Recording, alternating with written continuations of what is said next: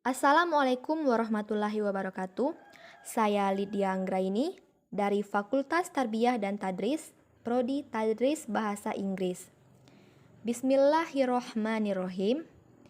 Di sini saya sudah membuat video pembelajaran tentang isim istifham, mubtada dan khobar, serta contoh dan cara penggunaannya. Sebelum kita menuju pembahasan, kita harus tahu terlebih dahulu apa sih isim istifham, mubtada dan khobar. Nah, di sini saya sudah memberikan pengertiannya. Pertama, isim istifham adalah isim mabni yang dipakai untuk menanyakan mengenai sesuatu. Dalam bahasa Indonesia dinamakan kata tanya. Nah, berarti isim istifham itu adalah kata tanya. Di dalam isim istifham tersebut ada 7 kata tanya, yaitu ma, man, aina, mata, kam, kaifa, ayu, dan lain sebagainya. Nah, keseluruhan isim tersebut adalah mabni, artinya tidak berubah-ubah bunyi huruf akhirnya, kecuali ayu. Huruf tersebut merasakan perubahan menurut keterangan dari perubahan jabatannya di dalam kalimat. Paham ya?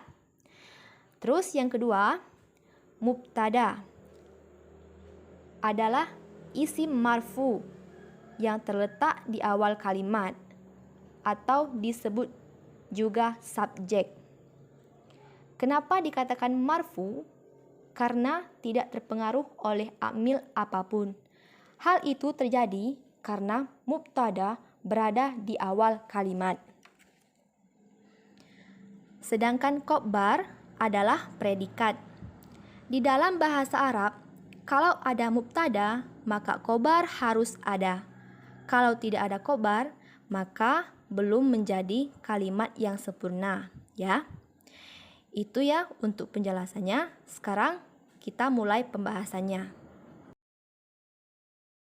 Isim atau kata tanya dalam bahasa Arab ada 7. Yang pertama adalah ma, apa? Ma ini untuk menanyakan sesuatu yang tidak berakal.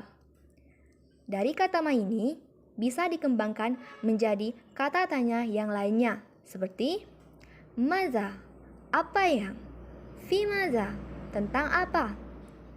Bimaza, dengan apa? Limaza, dan seterusnya. Kemudian yang kedua, man, siapa?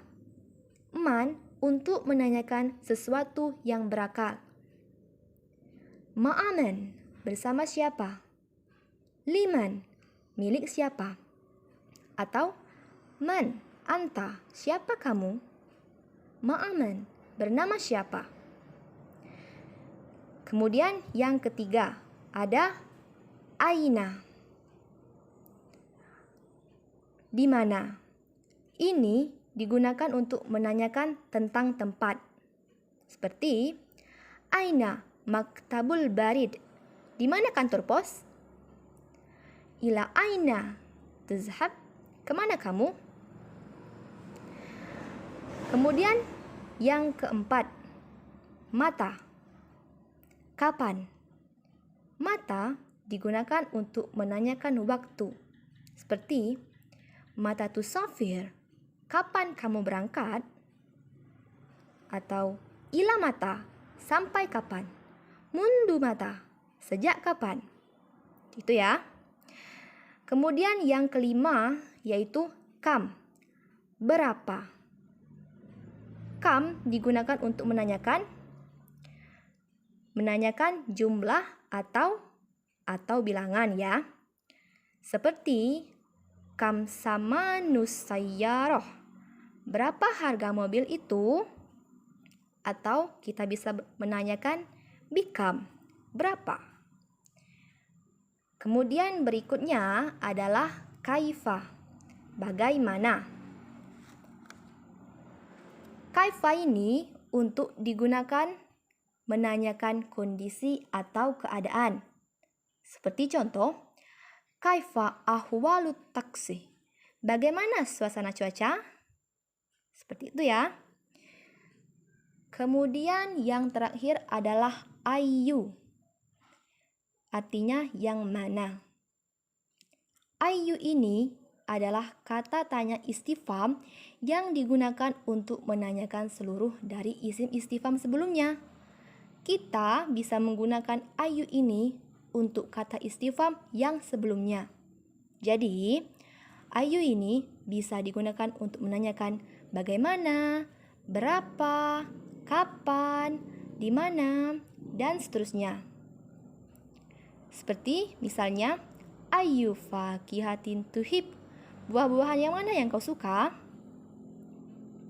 Nah, seperti itu ya penjelasan tentang isim istifham. Ada 7. Dan ada 2 lagi kata yang digunakan untuk bertanya, yaitu hal dan hamzah yang bermakna apakah.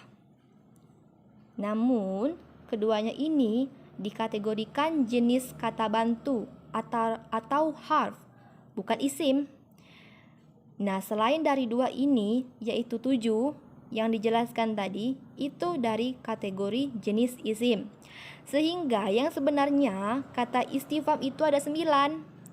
7 dari jenis isim dan 2 dari jenis harf. Seperti itu ya penjelasan mengenai isim istifham. Selanjutnya kita akan ke pembahasan yang kedua. Mubtada harus berupa kata benda atau kalimat isim dan juga harus berupa isim ma'rifat. Salah satu cirinya yaitu diawali dengan alif lam. Kemudian khobar harus mempunyai isim nakiroh yang diakhiri oleh tanwin. Sebagai contoh, al-baitu kabirun. Mana mubtadanya? Al-baitu ya. Kenapa al-baitu mubtada? Karena al-baitu berada di awal kalimat dan juga diawali oleh alif lam. Kemudian khobarnya kabirun. Karena kabirun tanwin. Jadi, kalau mubtada dia harus ma'rifat. Dengan caranya dengan alif lam dan khobar harus nakiro. Dengan cirinya adalah tanwin. Kemudian dengan artinya bagaimana? Rumah itu besar. Kemudian contoh yang kedua yaitu al-kahwatu baridun. Mana mubtadanya? Ya, al-kahwatu. Terus khobarnya baridun. Seperti itu ya. Terus bagaimana dengan artinya? Artinya yaitu kopi itu dingin. Dapat dipahami ya?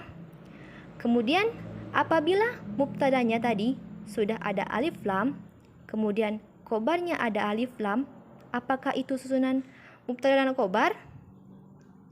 Bukan ya. Jadi tadi sudah dijelaskan bahwa khobar harus tanwin.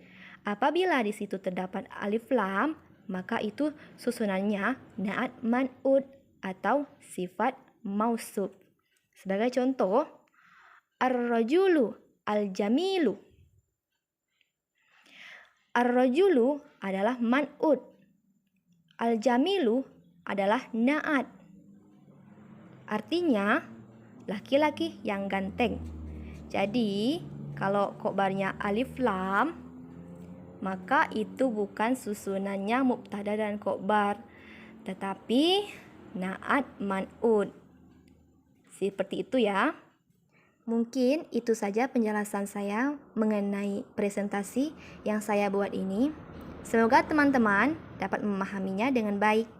Saya akhiri. Wassalamualaikum warahmatullahi wabarakatuh.